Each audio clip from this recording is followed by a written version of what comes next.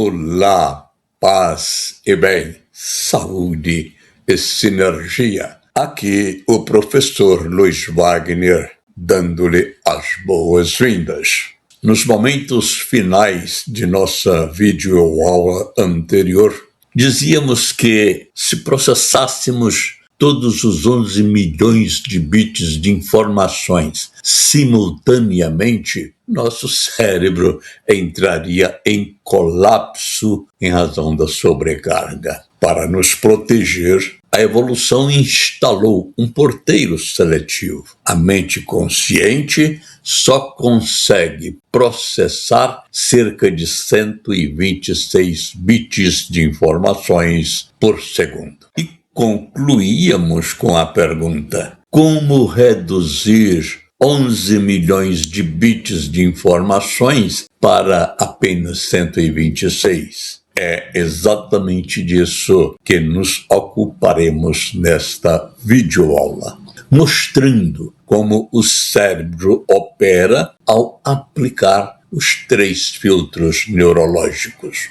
omissão, generalização e distorção. Para a oradora ou para o orador, compreender como operam os filtros neurológicos, omissão, generalização e distorção, é muito mais do que conhecer um conceito da PNL. É entender como as pessoas constroem significado a partir daquilo que ouvem. Em outras palavras, o orador não fala diretamente com a realidade das pessoas. Ele fala com os mapas mentais que elas construíram a partir da realidade. Daí porque conhecer os filtros neurológicos ajudam o orador a abandonar uma ilusão muito comum.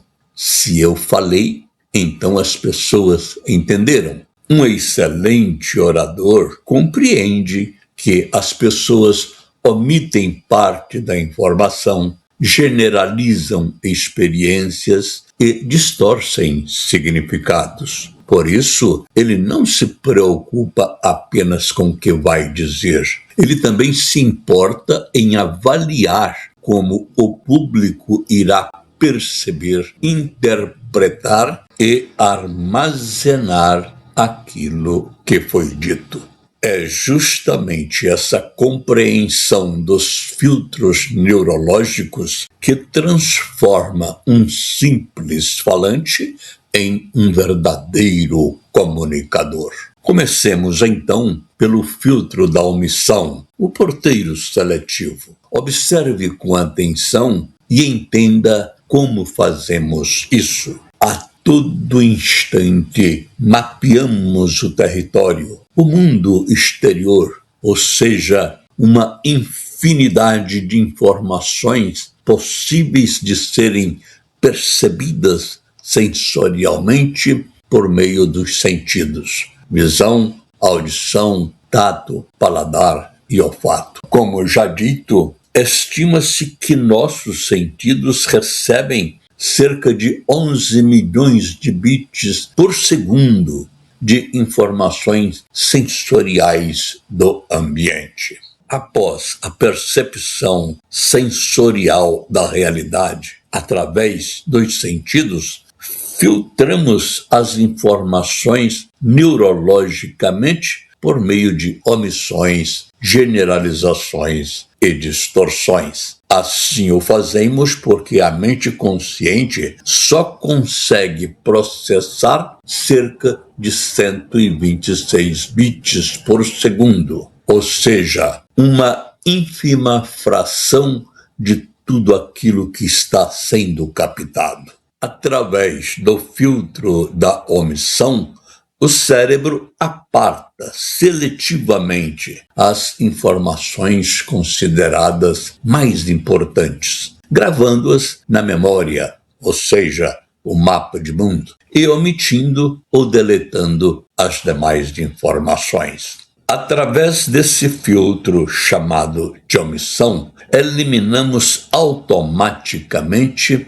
parte das informações percebidas, seja por considerá-la irrelevante, seja por distração ou ainda por padrões inconscientes. E, por esse modo, criamos a cada experiência uma nova representação interna em nosso exclusivo mapa de mundo, ou seja, nossos pensamentos. A omissão é uma função vital do nosso cérebro, chamada economia cognitiva. É o ato de omitir ou deletar o que o cérebro considera irrelevante para o momento, seja por distração, foco direcionado ou padrões inconscientes. Se não omitíssemos informações constantemente, a comunicação seria tão lenta e detalhada que se tornaria impraticável. O filtro da omissão é como um porteiro seletivo na entrada da sua mente consciente. Ele decide o que entra e o que é barrado, para que você não entre em colapso com o excesso de estímulos. Eliminamos automaticamente parte das informações percebidas. Metaforicamente, podemos dizer que a omissão atua como um compactador de arquivos mentais. Imagine se para dizer que foi ao mercado, você tivesse que descrever cada passo dado, cada respiração, cada casa e cada pessoa que viu pelo caminho. A omissão serve, portanto, como um compactador de arquivos mentais. Veja agora como isso funciona nos dois níveis, o consciente e o inconsciente. Primeiramente, vejamos a omissão consciente, estratégica. Nesse tipo de omissão, você escolhe conscientemente o que vai deixar de fora em sua mensagem, sem que isso prejudique a comunicação e o seu ouvinte entenda o ponto principal. O objetivo da omissão feita conscientemente é a eficiência e a clareza da mensagem. Você omite porque decide omitir, porque deseja que a sua mensagem seja mais clara, eficaz e objetiva. E você omite conscientemente. Dou exemplo. Um engenheiro explicando um problema técnico para o diretor da empresa diz assim: tivemos uma falha no servidor principal, mas já estamos restaurando o backup. O que ele omitiu ao dizer isso? Ele omitiu as 40 linhas de código que falharam. Ele omitiu a marca dos cabos de fibra ótica. Ele omitiu a temperatura exata da sala de máquinas. Por que omitiu? Porque esses detalhes sujam a mensagem e não ajudam o diretor a tomar uma decisão. São inúteis na sua mensagem. Diferentemente, no caso da omissão inconsciente, ela acontece sem você perceber, porque o seu cérebro já rotulou certas informações como óbvias ou como irrelevantes. Fez isso automaticamente, inconscientemente. A omissão inconsciente, automática, refere-se a um lapso cognitivo no qual uma pessoa falha em incluir uma informação necessária ou relevante sem ter consciência de que o fez. Esses tipos de omissões podem ocorrer em diversas situações diárias, como, por exemplo, durante a fala, ao esquecer um detalhe crucial ao contar uma história ou ainda ao dar instruções sobre uma tarefa, sobre um trabalho, sobre algo a fazer. Pode ocorrer também na escrita, ao omitir uma palavra ou frase quando se redige um texto, e pode ocorrer ainda em tarefas de memória, ou seja, falhar em recuperar uma informação específica de forma não intencional. Geralmente, as omissões inconscientes resultam de processos mentais automáticos e da limitação da capacidade de atenção do cérebro, em vez de uma intenção deliberada de reter a informação. É um erro genuíno da função cognitiva. O objetivo da omissão é evitar a sobrecarga sensorial, o estresse. Dou exemplo. Você descreve uma viagem de férias para um amigo. O que você diz?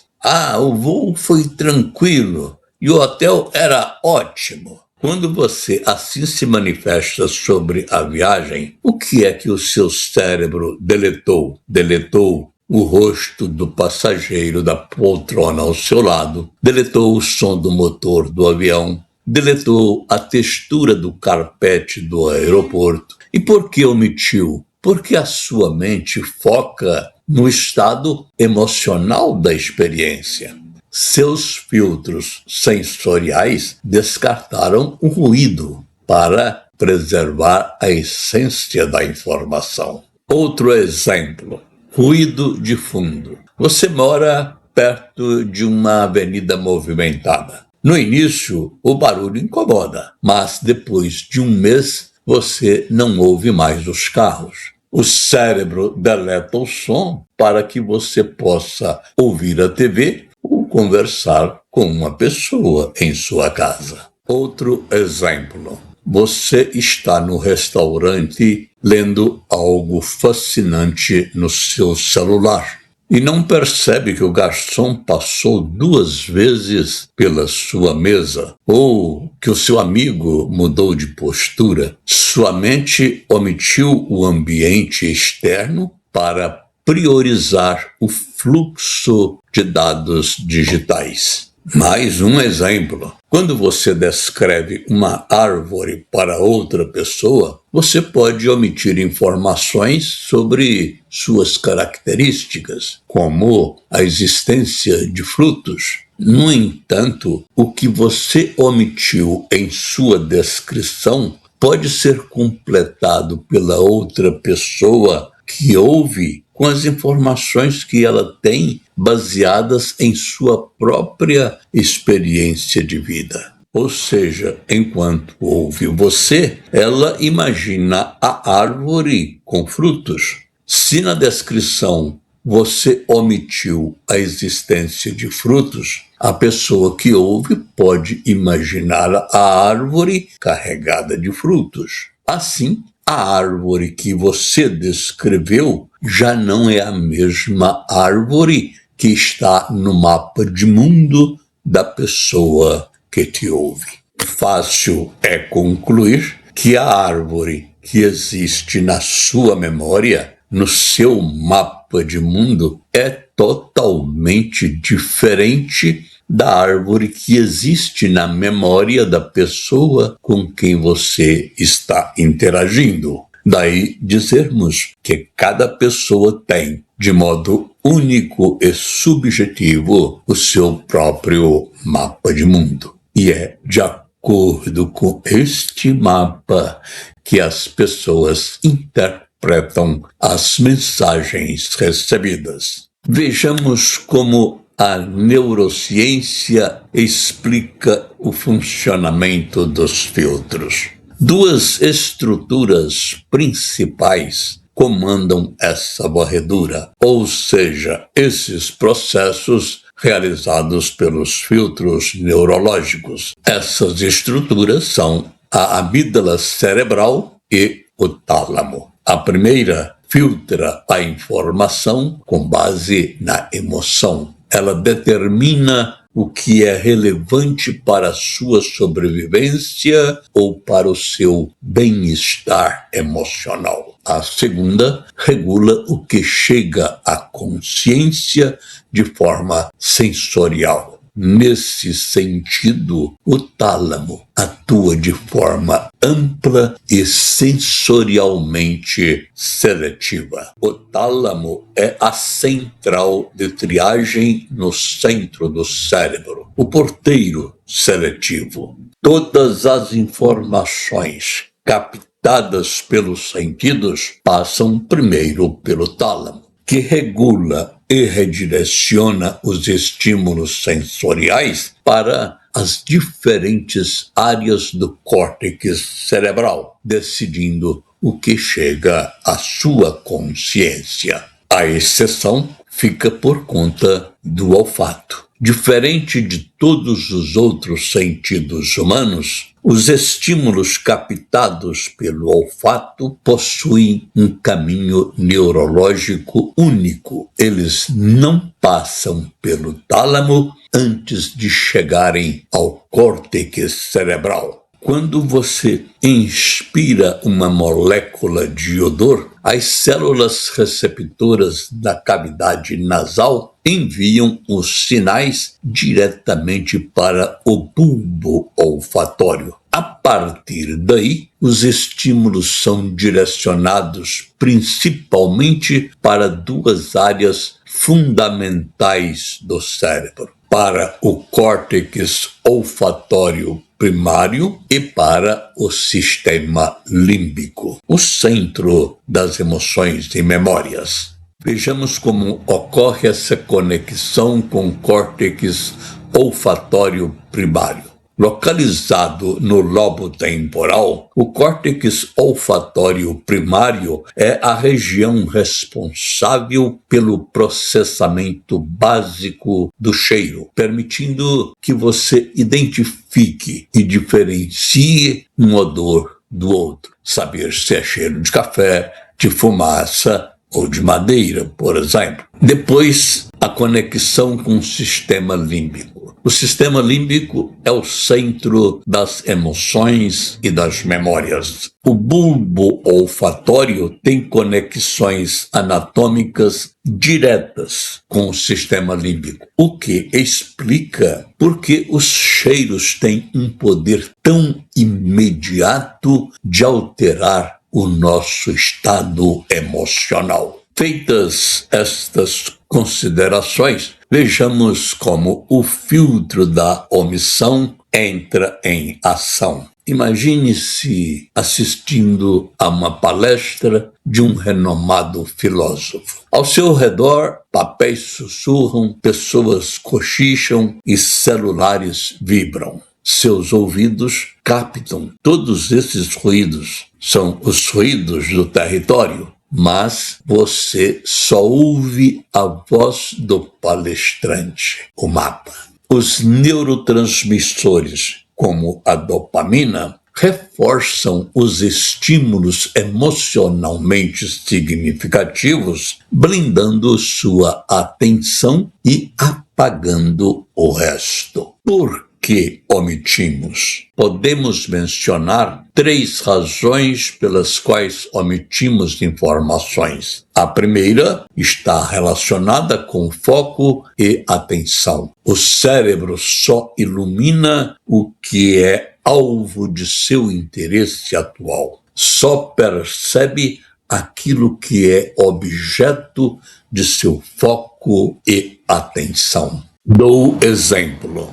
Quando estamos ocupados em uma tarefa qualquer, por vezes não ouvimos alguém transmitindo um recado ou prestando uma informação. A segunda razão pela qual omitimos informações diz respeito às crenças e experiências. Tendemos a deletar dados que contrariam nossas convicções. Dou exemplo. Um médico tem a convicção absoluta de que uma nova medicação é 100% eficaz no combate de uma doença. Porém, ele lê um estudo que aponta que 80% dos pacientes melhoraram com o remédio, mas 20% sofreram efeitos colaterais graves. Ao explicar o tratamento para os pacientes,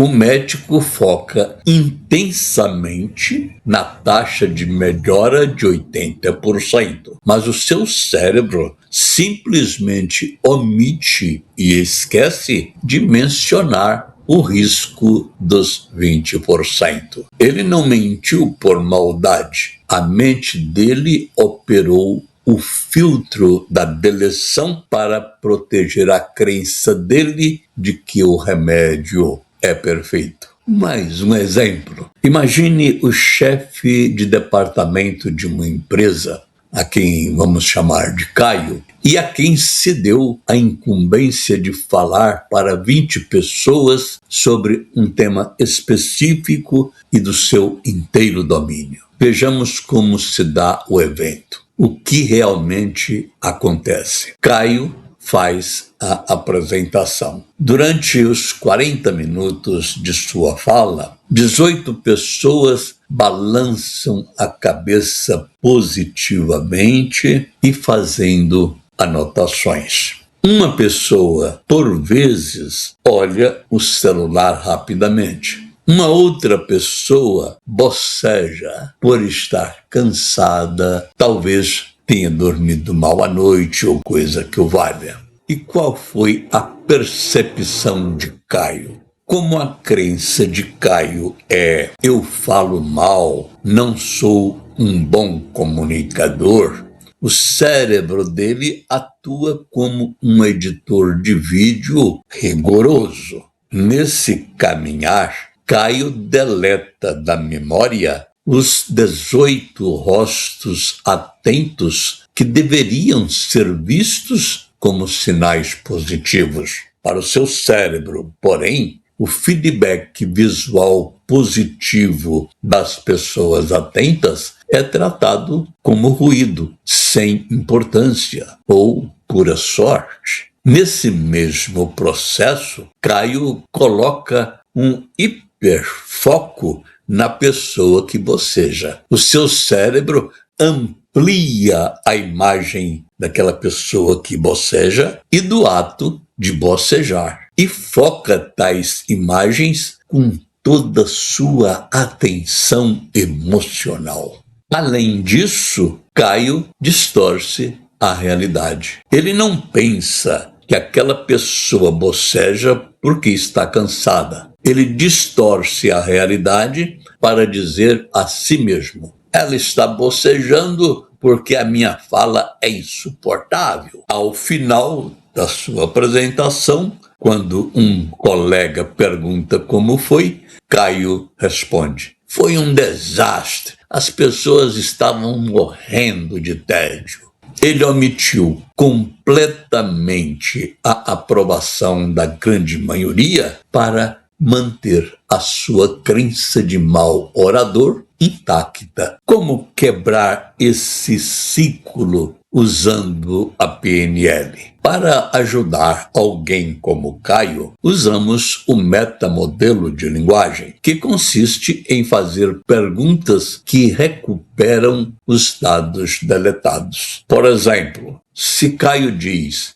ninguém gostou da minha apresentação, podemos quebrar o ciclo com uma pergunta que desafia a omissão. Mais ou menos assim: ninguém especificamente gostou da sua apresentação? Houve alguém na sala que manteve contato visual com você ou anotou o que você disse? Essa pergunta força o cérebro de Caio a vasculhar os arquivos da memória que ele tentou jogar no lixo, ou seja, tentou deletar. Ao admitir que sim, que 18 pessoas prestaram atenção, a crença de que ele é um comunicador ruim começa a perder força, porque agora existem evidências contrárias. A terceira razão pela qual omitimos informações liga-se à facilidade de comunicação. Para facilitar a comunicação, também omitimos ou deletamos informações de modo consciente ou inconsciente, a fim de tornar a mensagem mais simples e compreensível. Deixamos de lado os detalhes secundários para simplificar a mensagem. Nós sacrificamos a precisão absoluta em nome da clareza e da velocidade da transmissão da mensagem. Vamos ao exemplo. Você vai a uma reunião de negócios e, para chegar ao local, pega um táxi, enfrenta 20 minutos de trânsito lento na avenida principal, passa por 3 semáforos quebrados, ouve o motorista reclamar do clima e, finalmente, desembarca no prédio onde se dá a reunião. Ao entrar na sala, o seu cliente pergunta: como foi a viagem até aqui? E você responde simplesmente: foi tranquila, peguei um pouco de trânsito na avenida principal. Viu quantas coisas você omitiu? Como evitar a omissão excessiva? A omissão é um filtro necessário para a sobrevivência mental, mas quando se torna excessiva, pode nos levar a perceber apenas uma pequena parte da realidade e tirar conclusões precipitadas. Primeiro, vale lembrar, o problema não é omitir, o problema é omitir demais. Sem a omissão, o cérebro ficaria sobrecarregado. Com a omissão excessiva, ficamos cegos para informações importantes. Como percebemos a omissão excessiva? A omissão excessiva ocorre quando observamos apenas uma parte da situação, quando ignoramos informações relevantes, quando tiramos conclusões com poucos dados ou ainda quando deixamos de perceber alternativas. Por exemplo, na oratória, após uma palestra, o orador vê uma pessoa séria na plateia e pensa: minha apresentação foi ruim. O que foi omitido? O que esse orador omitiu? Ele omitiu as dezenas de pessoas que estavam interessadas em sua fala, ele omitiu os elogios recebidos, o conteúdo que foi transmitido, omitiu outras possíveis razões para aquela expressão séria de uma pessoa na plateia. Mas como evitar a omissão excessiva? Há várias dicas interessantes. Primeiro, desenvolver a observação consciente. Pergunte a você mesmo: o que estou vendo? O que posso estar deixando de ver? Essa simples pergunta feita a si próprio amplia a nossa percepção. Uma segunda dica: utilizar os 5 sentidos. Muitas vezes observamos apenas uma parte da experiência. Então, para evitar a omissão excessiva, procure perceber o que é que você vê, o que você ouve, o que você sente, o que as pessoas fazem, como é o contexto geral do ambiente em que você fala. Quanto mais canais sensoriais forem utilizados para perceber o ambiente, para perceber o território, menor será a sua omissão. Uma terceira forma de evitar a omissão excessiva: fazer perguntas exploratórias. A pergunta é uma poderosa ferramenta contra a omissão. Algumas perguntas que podem ser úteis a você. O que mais está acontecendo aqui? Existe outra explicação para o fato? Que informações ainda não tenho? O que estou assumindo sem verificar? Vamos para a quarta opção: buscar diferentes perspectivas. Cada pessoa percebe aspectos diferentes da realidade. Por isso, vale perguntar: como a outra pessoa enxergaria esta situação? O que um especialista observaria? O que alguém de fora perceberia? Mais uma opção para você: desconfiar das conclusões rápidas. Quanto mais rápida a conclusão, maior a chance de haver omissão. Dou exemplo. Uma pessoa diz: ele não respondeu a minha mensagem porque está bravo. Ora, talvez essa pessoa não tenha respondido a mensagem porque estaria ocupada, porque estaria sem a internet, porque estaria doente, porque estaria viajando, por uma outra razão qualquer. O sexto modo que você pode utilizar para evitar a omissão excessiva: desenvolver a curiosidade. A curiosidade é uma forma interessante e eficaz para combater a omissão. A pessoa curiosa procura detalhes, ela procura as causas, ela procura entender os contextos e procura ampliar suas relações interpessoais. Ela pergunta mais e presume menos. Mais um modo de combater a omissão excessiva: receber feedback. Os outros enxergam coisas que você não vê. Na oratória, por exemplo, você pode achar que falou rápido demais, enquanto o público percebe que a velocidade estava ótima. O feedback amplia o seu mapa de mundo. Mais um exemplo para você. Antes de avaliar uma palestra, pergunte a si mesmo sobre o ambiente. O que eu observei? O que eu deixei de observar? Sobre o seu público, pergunte: estou olhando para toda a plateia ou apenas para uma pessoa?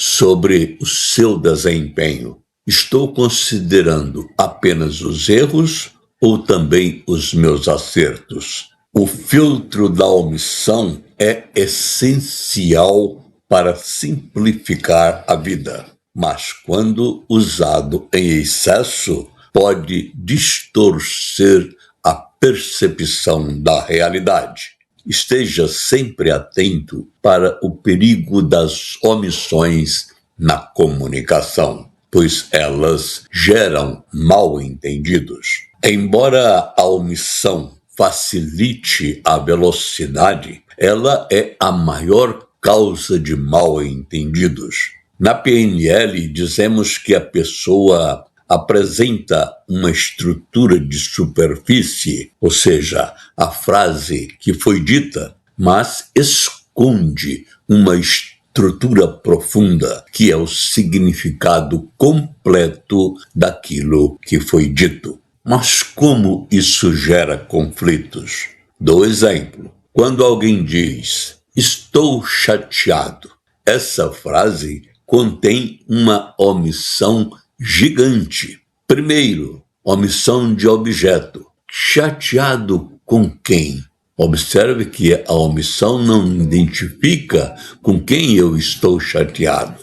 Omissão de causa. O que especificamente aconteceu? Na fala, na frase, eu não especifico o que realmente aconteceu. Isso foi omitido. Omissão de processo. Como exatamente essa pessoa se sente chateada?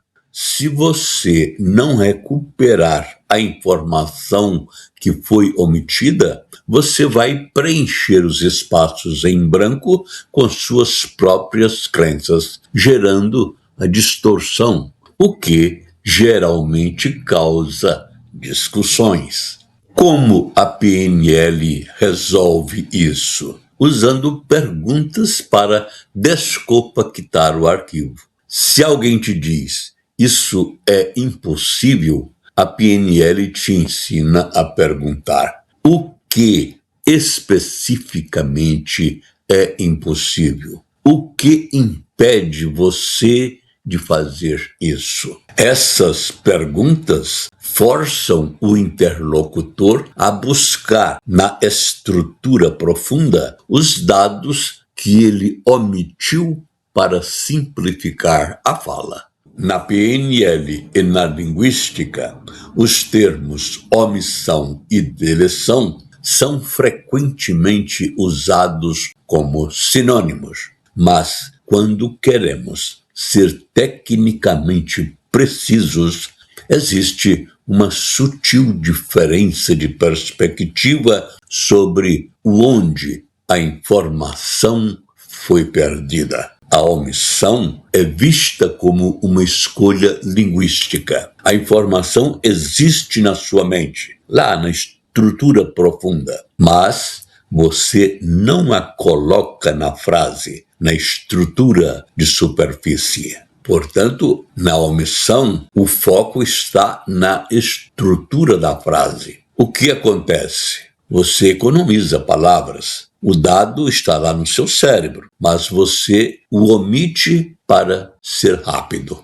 Dou exemplo. Você diz, estou com medo. Sua mente sabe exatamente do que você tem medo, mas você omitiu o objeto do medo na sua fala. Você não disse, você não expressou na frase a razão do seu medo. Já a deleção é o processo neurológico de filtragem. A informação nem chega a ser registrada conscientemente, ou então é apagada da memória de trabalho. Na deleção, o foco está na percepção e nos sentidos. O que acontece na deleção? O cérebro atua como se fosse um spam de um e-mail.